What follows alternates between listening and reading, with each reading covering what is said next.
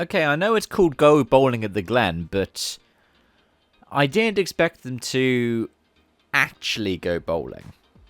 I mean, I've known what Watkins Glen could do in the Cup Series for a few years now. I've watched it the past couple of times. But, yeah, it was something. So let's talk about the trip to New York State that the NASCAR Series gets every year. And let's talk about it with its playoff appearance. And to start off, what a day for Corey LaJoie. I mean, the guy gets a top 10 in the end. Gets what, P8? Well, lap 1, he gets into car 8. Then Rowdy's out. Hamlin has a lot of damage. Bell somehow manages to survive a massive glancing blow with the wall. For a first lap, it was chaotic. Luckily, we didn't have as much chaos for the rest of Stage 1, where we saw the top 8 all be playoff drivers. People trying to get their playoff points. Truex, Bowman, Briscoe, Suarez, Cindric, Elliott, Reddick, and Larson. And then Stage 2 was completely different, because some people were trying to flip the script. So they pitted early in Stage 1, and then went for the points in Stage 2. And that's why you see people like Chastain and Van Gisbergen at the top 2. Then you see Logano, you see Gibbs, you see Byron, you see Harrison Burton. You see Briscoe again, down in 7th, and Bowman again down in 8th. With Hamlin in 10th, who, my God, he had a day. But even then, we only had 2 playoff drivers in the top 10 at the end of the race. There was a Chase Briscoe in 6th, and Austin Cindric in 10th. The chaos of those last restarts.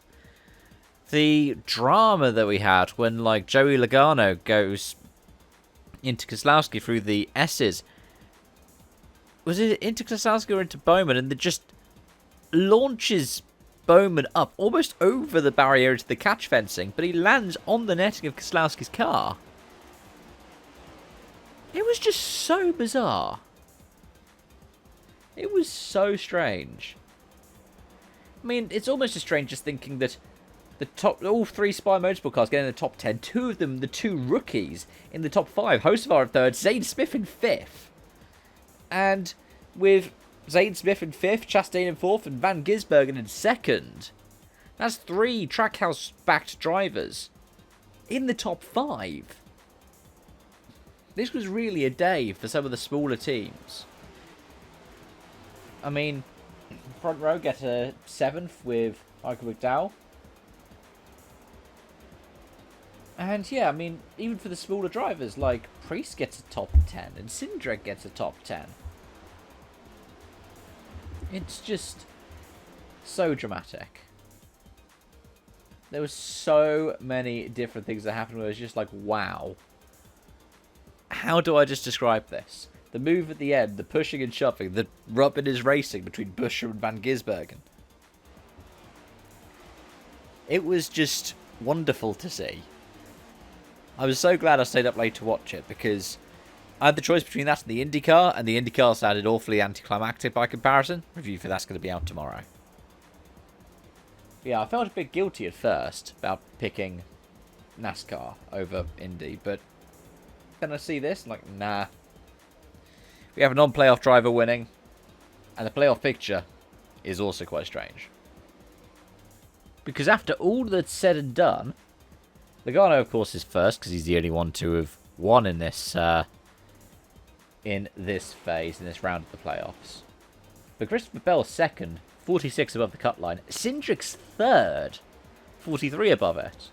Then you got Bowman, then you got Suarez, 36 to the good.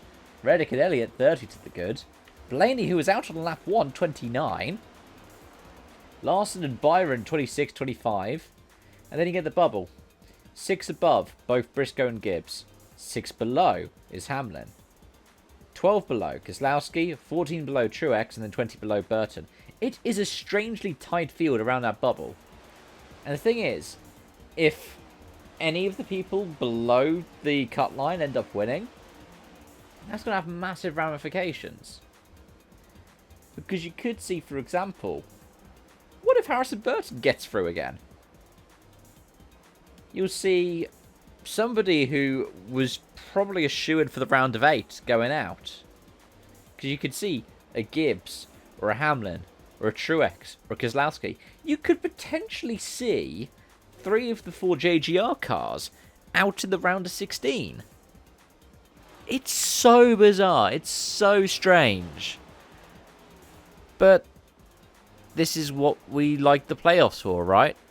This kind of bizarre, strange stuff that just adds spectacle to the sport. Anyway, those are my thoughts and feelings on the whole event. Let me know yours in the comment section down below. Thank you so much for watching and joining with this. And as always, I hope to see you again soon for more. Should get the Bristol night race out for review on Sunday, hopefully.